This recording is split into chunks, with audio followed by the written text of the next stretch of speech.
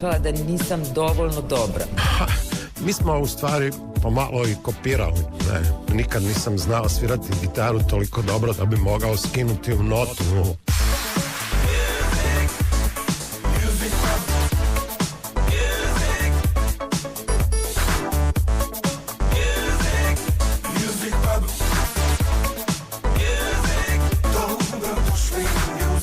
Slatka Turkalja. Tresla se brda, rodio se Gubecbeg, to je grozno, pa to nema veze s rokom, to nije ovo, to nije ono. Poslije toga su isti ti ljudi rekli, šta sam ti ja prognozirao, to je danas legendarna opera, dečki, zaboravljate šta ste govorili. Ne? Druge godine su bila sredstva odobrena, rezervirana, međutim došla je nova vlast koja reka puj pike ne važi. I tako, ja sam se samo nasmijao, rekao, idemo dalje, svi su oni prolazni, ali Librici Hajduk žive vječno. Očito nisam bila na onim mjestima gdje se takva dogovaranja vrše. Kod nas ja mislim da sam ja pionir te travestitske zajebancije, da tak kažem. Ludilo. Music Pub.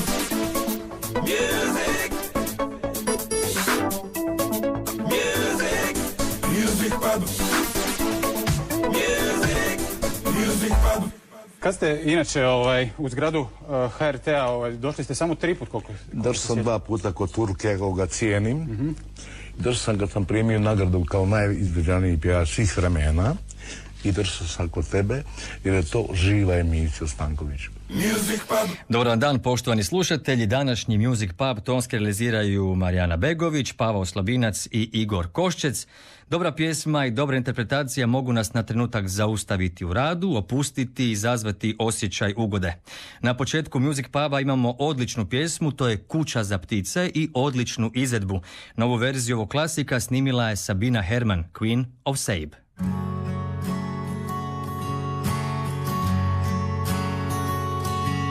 Već 7. dan je kišilo, ko sa mnom da je čitav svijet zaboravljen.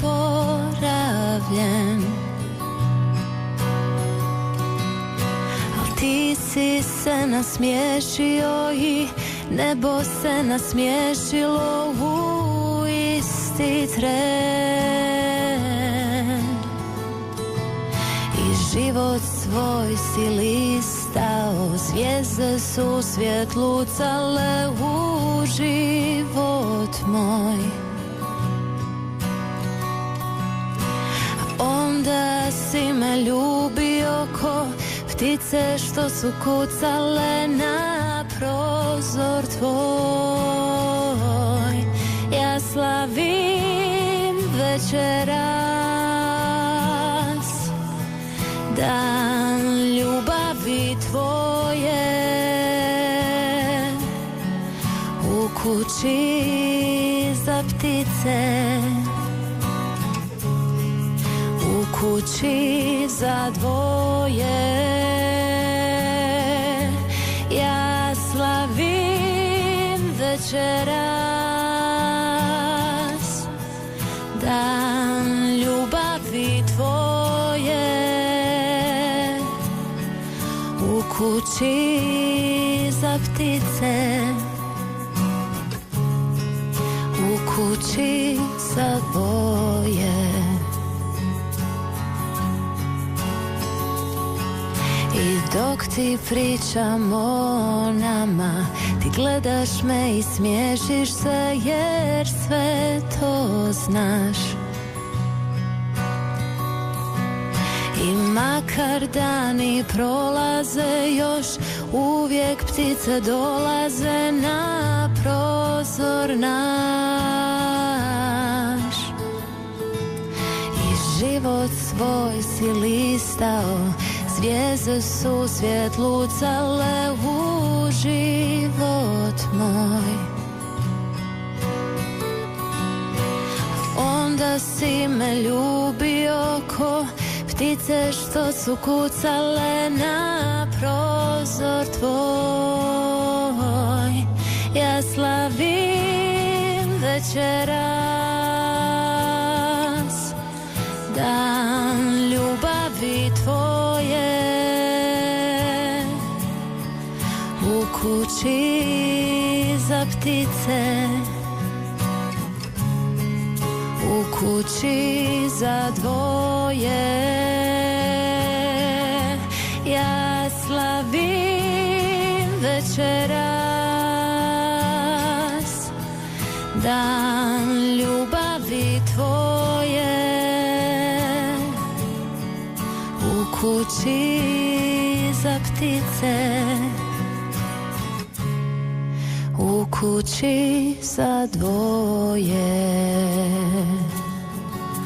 Moram priznati, ova pjesma, klasik Kuća za ptice u novoj verziji, meni je uljepšala dan.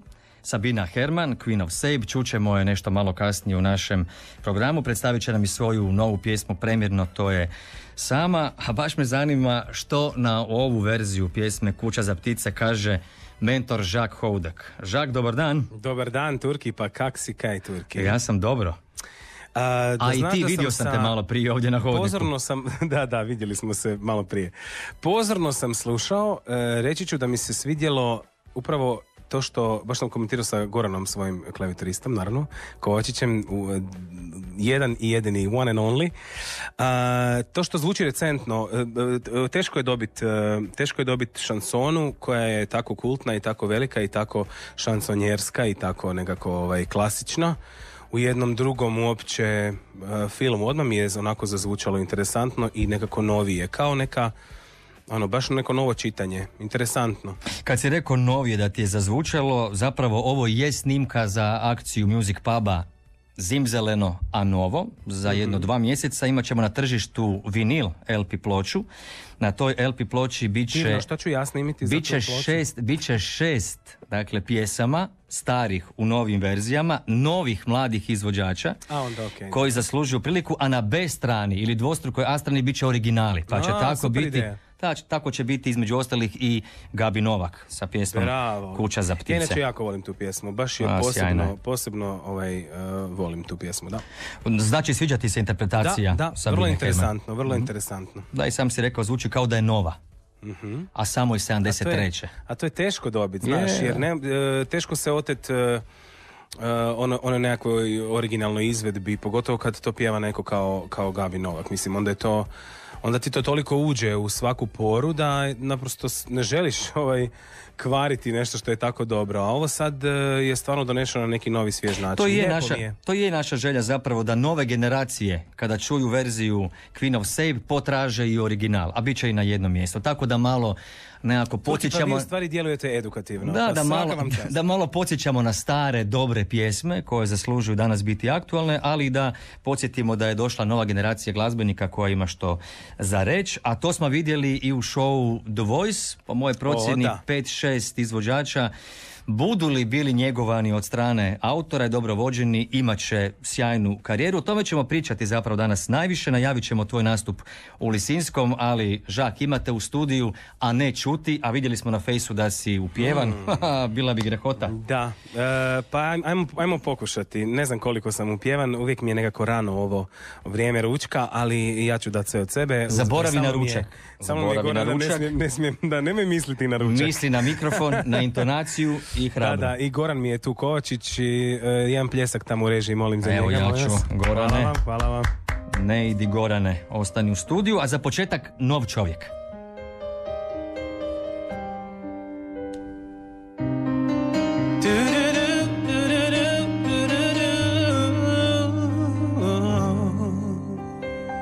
Sve možeš meni vratiti, sve mi naplatiti,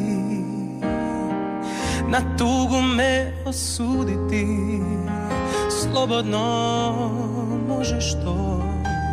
Tvoje suze ponjeću hrabro na svom ramenu, namjerno. Pusti me da ti iz srca odem, pa da se vratim kao nov čovjek. Ne daj da tuga korak mi mjeri pred put.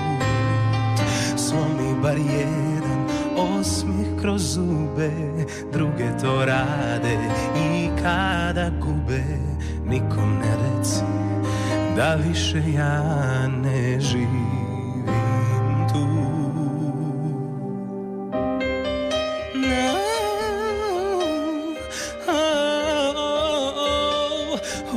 idemo sve do kraja, ulicom očaja, tu gdje sam zvijezde brojao, sad je sve nestalo. Na kratko me zaboravi, nisam te povrijedio namjerno. Pusti me da ti iz srca odem, pa da se vratim kao nov čovjek. Ne daj da tuga korak mi mjeri pred put.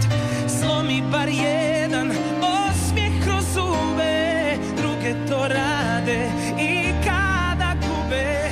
Nikom ne reci da više ja ne živim tu.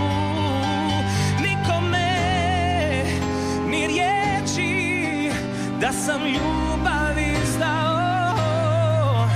Kunem se da nisam namjerno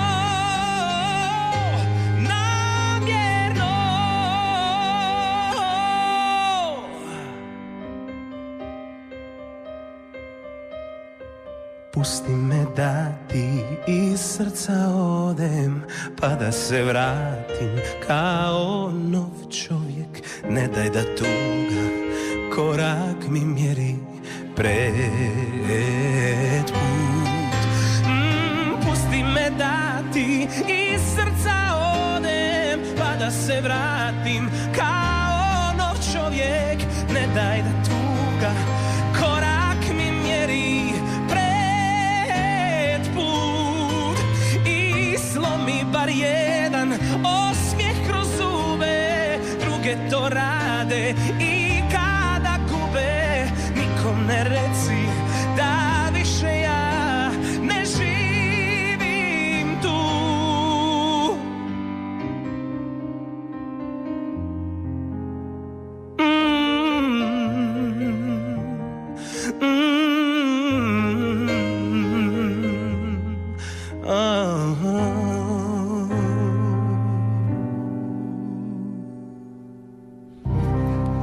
A da, točno je zvučalo ko da nisi upjevan. Ajde, hvala dragom Bogu. Bravo, Žak Oudek uživo, klavijature svira Goran Kovačić, dakle to je ekipa koja će nas zabavljati još jedno 45 minuta najmanje. Žak, naravno da je glavna tema tvoj koncert, ali prije te teme jedna druga, sve nas zanima koji prate The Voice, što će se dalje događati, na koji način ćemo doći do pobjednika i znali se možda pobjednik ovoga, pa moramo reći za početak da su za nas prve 2 emisije uživo. U subotu 16 natjecatelja će pjevati, a onda 4 napušta natjecanje. Da, znači svaki od nas mentora je nakon ove posljednje epizode druge uživo, znači ove zadnje subote, ostao sa po 4 natjecatelja. Svaki će ostati bez jednoga svaku narednu subotu, sve tamo do finala 25. kada ostajemo svaki sa jednim, nadam se vrijednim, siguran sam u stvari vrijednim, jer evo kad gledam svojih 4 kandidata, kogod da je u finalu, ja sam onako uvjeren da ima vrlo dobre šanse i uz pametno vodstvo mislim da može i pobijediti. Pobjednik se naravno ne zna, mislim. Da se to ne je zna. Daleko od, iako svakakvih ima teorija zavjere, ja sam nešto o tome govorio zadnji put u subotu. Ali čekaj, na stranu samo tvoj tim. Prema onome što smo mi čuli, dobar dio natjecatelja, pjevača je spreman za one prave nastupe, za koncerte, no najveći problem mogao bi nastati tko će o njima brinuti kasnije, tko će njima pisati pjesme, jer neki su tako zanimljivi, a toliko drugačiji da trenutno ne pripadaju baš negdje na našoj sceni, ili ja ne vidim tko bi mogao o njima brinuti. Pa ja vjerujem da će upravo ti novi, drugačiji, mladi pjevači potaknuti autore da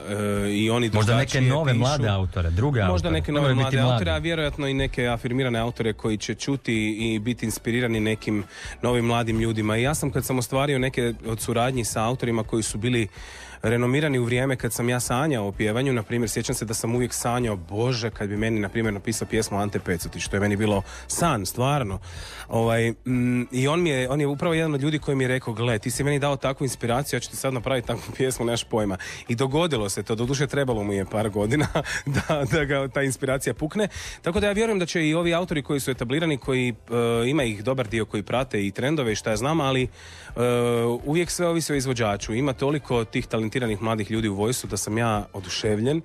I uvijek sam bio onaj koji će pozdraviti mladi talent. Ja nemam, vrlo sam velik u svakom smislu i dobrodošli su i stvarno nam treba neka svježa krv da malo osvježimo tu našu glazbenu scenu. Mislim da smo na dobrom putu s ovim mladim ljudima. A reci, imaš li ti danas problema kada su pjesme u pitanju? Možeš li baš birati ili one dolaze na kapaljku? Ne, ja sam uvijek imao veliku sreću da nisam imao taj problem tražeći pjesme. Meni su se pjesme u pauzi između 2 albuma iskristalizirale na način da sam imao po 30-ak u užem izboru.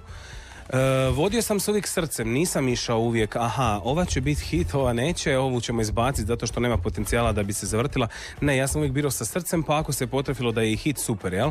Tako da nekako su autori meni dosta naklonjeni i iako im malo u šalim uvijek znam reći da da sljedeći put mi napiši neku malo jednostavniju, malo manjeg raspona, uvijek čuvaju za mene ove neke od 3 oktave i možda malo manje, plus minus. Dobro, sad se malo hvališ, ok. Znaš kaj, ne hvalim se. Vjeruj mi da je to veliki problem kad imaš koncert od 2-2,5 sata. Ja samo čekam neku pjesmu malo pametnije napisanu, matematički pametnije, da se malo otmorim na pola. Dobro, ali isto voliš pokazati taj raskoš, što ti možeš za razliku vjeruj mi od nekog drugog. Da ću svaki sljedeći projekt koji ću raditi malo ću smiriti. Znaš, godine neke prolaze, ne bih volio sa 50-ak godina spuštati tonalitete i šta ja znam, mislim da u pjesmi zaista mislim da nije važno. Ali to je isto normalno i prirodno, da u nekim godinama možeš da se malo možeš nešto, smiriti, a u nekima ne možeš. Nego u našim emisijama svi natjecatelji jako hvale svoje mentore. Sad ćemo čuti što su rekli za vrijeme prijenosa u subotu, kada su gostovali na drugom, Perino Ružević i Dino Petrić. A neke loše, ja imam poruke koje govore suprotno. Da. Pazi, ovo što su oni sada rekli, što ćemo čuti, to nije bilo još dok su znali na pozornici koga si ti spasio, koga je spasila publika. Dobro. Što ste naučili od Žaka, konkretno? Evo recimo, što je on najviše promijenio u vašem radu? Ništa, baš to. Najviše nas je naučio da budemo svoji. Mm-hmm. I zvuka je iz nas u biti ono što mi nismo biti znali da smo mi to. On vas je naučio da budete svoj. Pa to ste ti si svoj. Je, ali da se ne mijenjaš. Ne, nego da se promijenio, mi nismo bili svjesni šta smo mi uopće. A on je to osvijestio? Da, on je to osvijestio na način da ja sam imao veliki problem što se nisam uopće ni kreta, niti sam se nešto pretjerano neke ne znam, ekspresije na licu imao, ali evo sad zadnjih par proba to ide na bolje, a Dino je to ima prirodno već, na njegovu sreću. Da, Dino, od koliko mjeseci ti pjevaš? Molim? Od koliko mjeseci si počeo pjevati? To treba roditelje pitati. Koliko ja znam, od kad ja znam, 3-4 godine.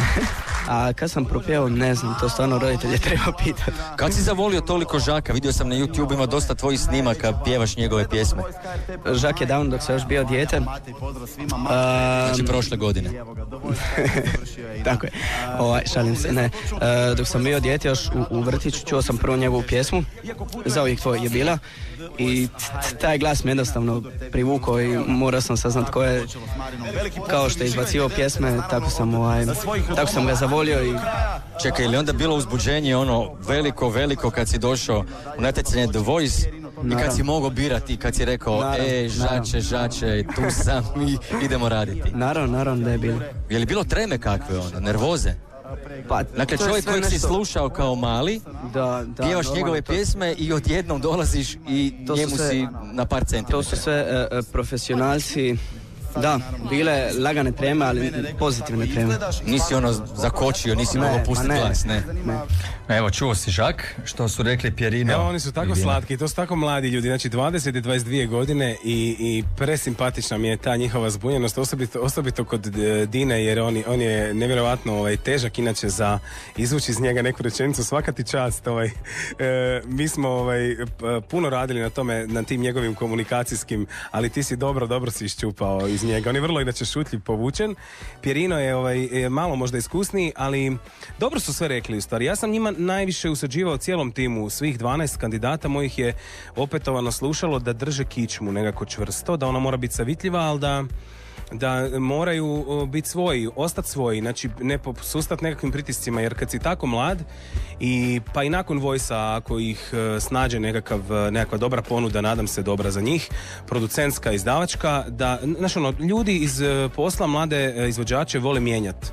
Svi su nekako dosta pametni kad se radi ti bi trebao obući ovo, govoriti pjevat treće, a ja nekako sam uvjeren, duboko uvjeren u to da svako mora svojim putem kročiti i pjevati isključivo ono što ga veseli, bez obzira na trend, bez obzira na nekakve pritiske sa strane, da naprosto mora biti svoj. Evo, to ali su reci mi, Žak, koliko je realno da netko u tako kratkom vremenu, samo nekoliko tjedana, promijeni neke navike, drugačije interpretira, da se navikne na kamere, reflektore? Jako je teško. To se sve brzo događa, a i stresno je u krajnjem slučaju. Jako je teško i svako ima neki svoj specifičan problem. Postoje izvođači, evo, referirat ću se na našeg Egona koji je ispao u subotu, koji je briljantan na probama, briljantan. To je jedan dečko koji zaista sve što sam rekao u subotu stoji, ima stvarno jedan svjetski potencijal.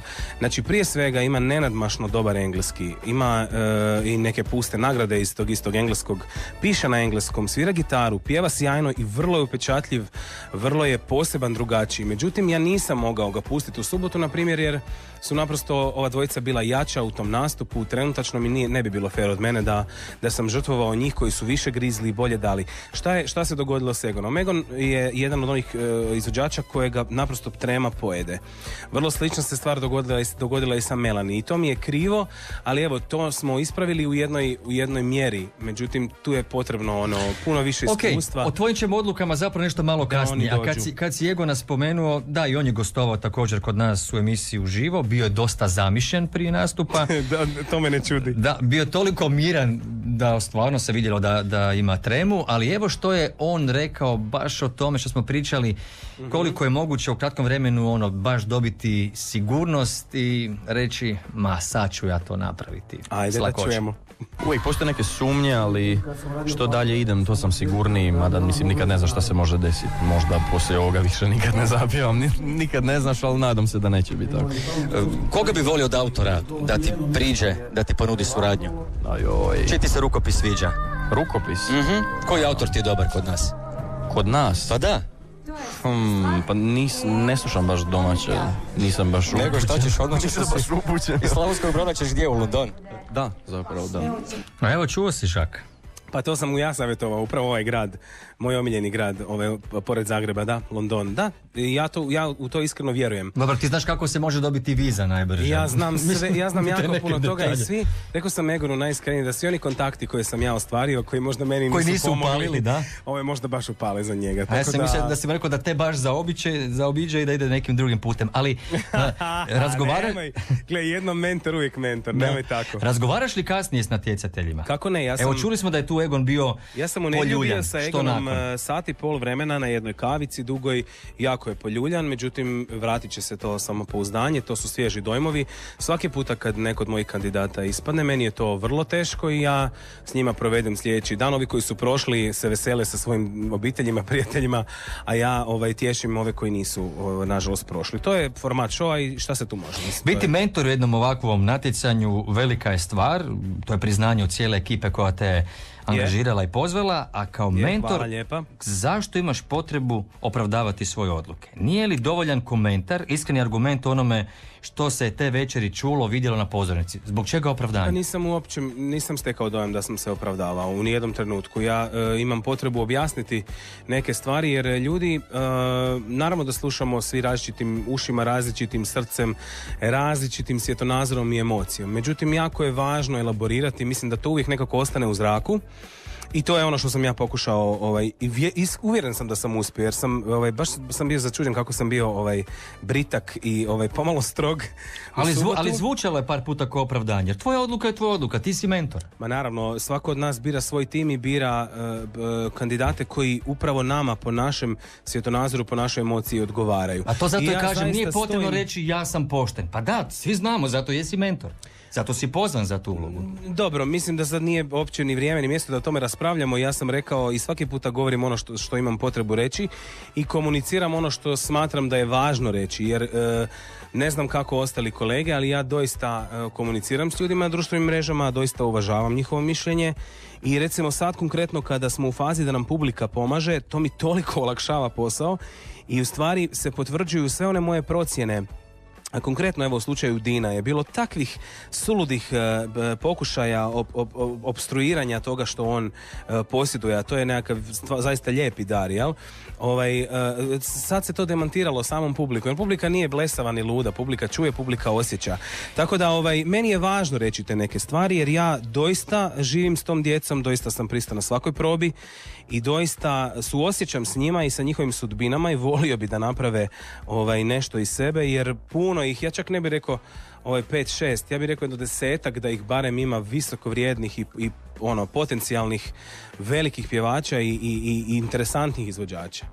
Dobro, mi imamo jednog u studiju koji sjajno pjeva, to si ti. Idemo sada čuti kako uživo ti i Goran izvodite Zid. Ajmo čuti pjesmu Zid koju je za mene napisao onaj isti Ante Pecetić. Mislim da je osim Stotinama i osim Umrti s osmijehom i dueta sa Vanom, Tiha snaga, ova pjesma baš jako dobro pogađa ono što ja jesam. Ante, hvala ti na ovoj divnoj pjesmi Zid.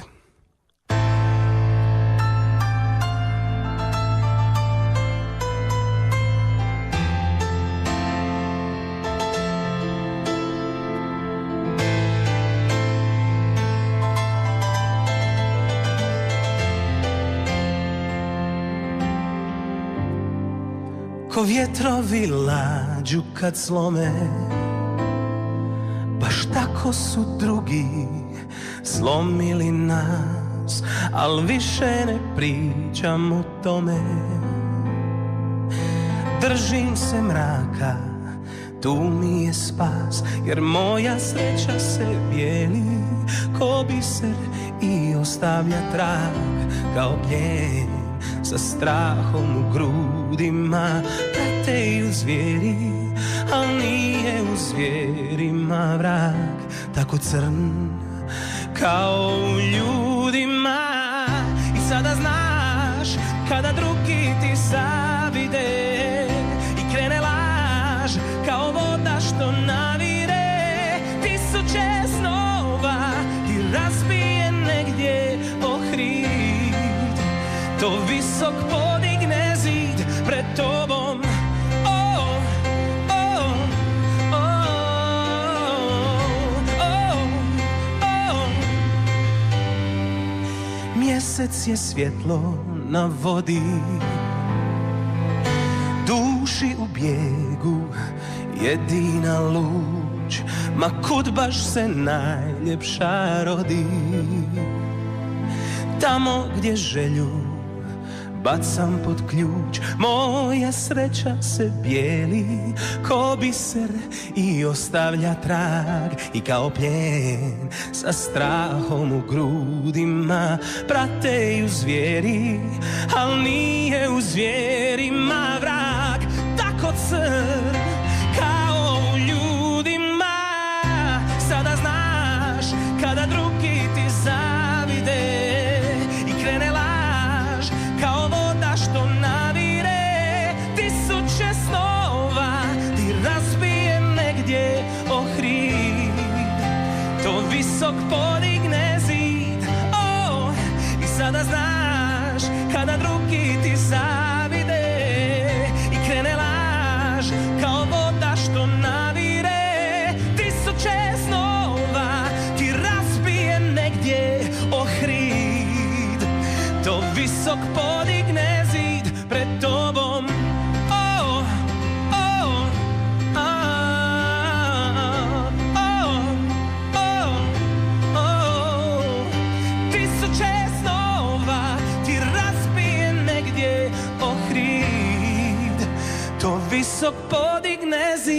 pred tobom.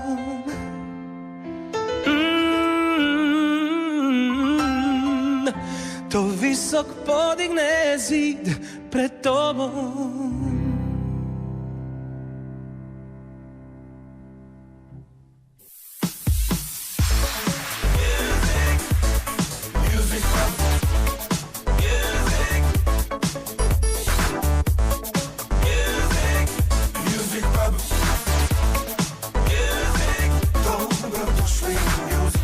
Zlatka Turkalja. No, dobri moj, no. I moj tata je bio njezin fan, da čuje da ću pjevati duet sa Terezom, on bi bio vrlo ponosan na mene. Tata stalno pjeva, moj tata zna točno koji put sam ja na kojoj ljestvici. Ja kad sam mu rekla da ću biti kod tebe, on je točno znao već u koliko sati. Slušam vas, ja vas nisam u životu nikad vidjela, ali imate takav jedan simpatičan pristup prema pjevačima. Koji put imate koje bolje, koji put imate neke gore, ali slušam vas zbog vas, jer vi to znate raditi strašno simpatično. Predin, Queen of Sabe i Beti Jurković najavili su nastavak Music Puba. Mislim da danas imamo pun pogodak sjajnog pjevača u studiju, to je Žak. Ne znam, ajmo pitati Beti, možda ipak nek Beti veli. Legendarna Beti Jurković. Beti knows. Naravno, nisi sam u studiju, tu je i Goran Kovačić koji te prati na klavijaturama. Da, zamisli, već 17 godina. I nije bilo svađe nikakve. Nikad u životu. Ono, barem malo nešto, ne? To. Ja ne pamtim. A, zamisli. Ja ne pamtim. Goran ne govori sad pod nikakvim ovim prisilama. Pritiskom misliš, jel? I nekim pogledom i to, ne? Ništa. Čak sam okrenuo leđa, evo. Da može reći što hoće. Dobra, recimo, ako je slučajno možda, premda sumnjam u to, on sjajno svira, krivi to nešto odsvirao, ništa, ono, baš ništa. Pa gle, ja popravljam. Čekaj, samo sekundu, Gorane, njega, kako to uspijevaš, Gorane? Znaš šta, mi smo našli neki, taj zajednički, ne znam, jezik. Osjećaj za feeling. Da, mislim, pogriješim tu i ja, tu i tamo, naravno.